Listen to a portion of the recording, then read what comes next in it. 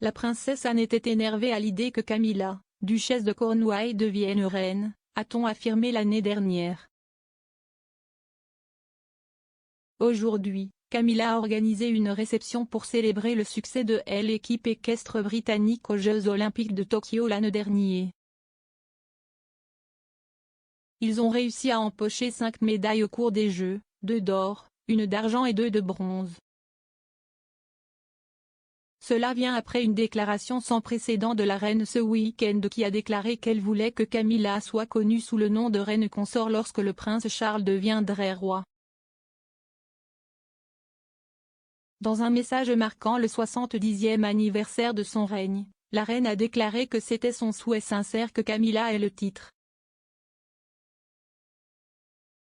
Bien que la duchesse semble avoir le plein soutien de la reine, d'autres membres de la famille royale ne sont peut-être pas si sûrs.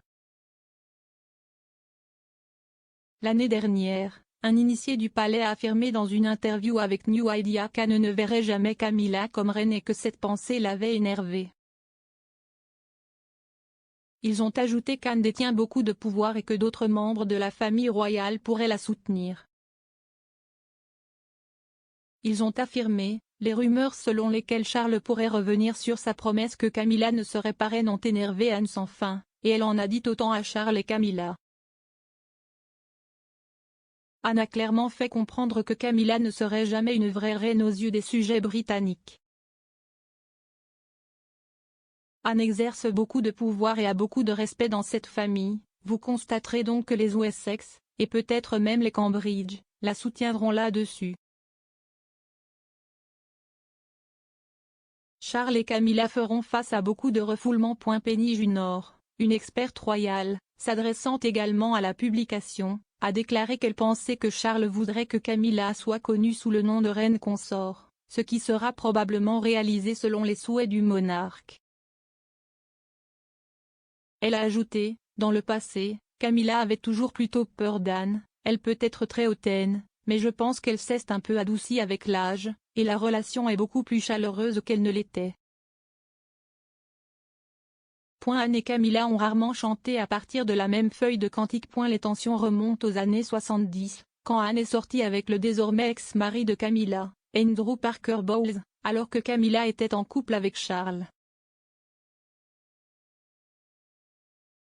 Andrew a coupé les choses avec Anne, peu de temps après avoir annoncé que lui et Camilla s'étaient remis ensemble.